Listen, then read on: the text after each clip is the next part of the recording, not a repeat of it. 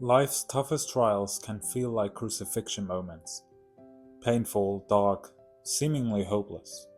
These challenges strip away everything we thought made us strong, leaving us vulnerable and broken before God. We've all been there, facing difficulties that feel like the valley of the shadow of death.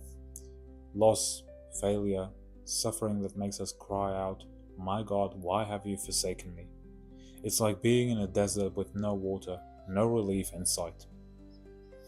These struggles test our faith to its core, making us question whether God really hears us, whether He really cares, or He just ignores us on purpose.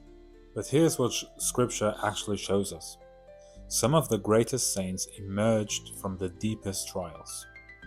The Apostle Paul, beaten, shipwrecked, imprisoned, left to die. He wrote, "We are afflicted in every way, but not crushed." In his weakness, he found Christ's strength. His sufferings became his own ministry. Corrie survived Nazi concentration camps where her sister died. She emerged not with bitterness, but with a message of forgiveness that touched millions. She said, "There is no pit so deep that God's love is not deeper still." St. Paul the Apostle wrote some of his most powerful epistles from prison chains. Philippians, the letter of joy, was written from a Roman cell. His trial became the world's treasure. Joni Tada, paralyzed in a diving accident at 17, spent months wanting to die. Today, her wheelchair ministry has reached millions, proving that God's power is perfected in weakness. What's remarkable is that Scripture promises this transformation. It promises it. James 1:2-4 says, "Count it all joy, my brothers, when you meet trials of various kinds. For you know that the testing of our faith produces steadfastness." And let's talk about our favorite one, Job. Job lost everything: his children, his wealth, his health. His friends accused him. His wife told him to curse God and die.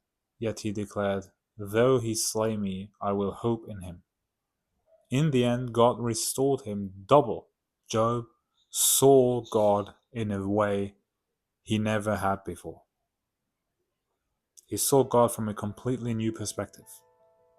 Here's the truth. Your trial is not random. It's not punishment. It's not God abandoning you. Romans 8:28 says, "And we know that for those who love God, all things work together for good, for those who are called according to His purpose."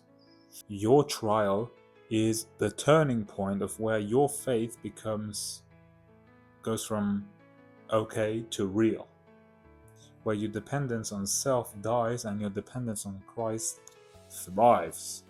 Okay? Where you stop knowing about God and start knowing God. C.S. Lewis, one of our favorites, wrote, "God whispers to us in our pleasures, speaks in our conscience, but shouts in our pains. It is His megaphone to rouse a deaf world."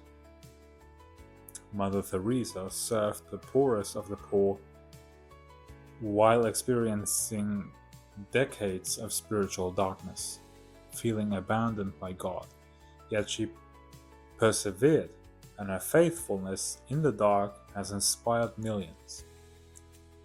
She proved that holiness isn't about feelings, but about obedience. If you're in the fire right now, hear this. God has not forgotten you. He's not far from you. He's in the fire with you, like He was with the 4 people in Mesopotamia. They didn't bow down to the god of the Assyrians, and they were thrown into the furnace, but Jesus was with them in the furnace. Your trial has purpose. Your suffering is not wasted, and your tears are in His bottle. And the same God who raised Christ from the dead is working in your darkest moments to bring forth resurrection. Right? The story of the Bible isn't just a story of death, it is also resurrection. And that's a promise. 2 Corinthians 4:17 says, "For this light affliction is preparing for us eternal joy beyond all comparison." The cross looked like defeat. The tomb looked like the end. But Sunday was coming. And your Sunday is coming too. If you're walking through trials and need prayer, leave a comment. This community is here for you, and subscribe for more messages of hope rooted in Scripture.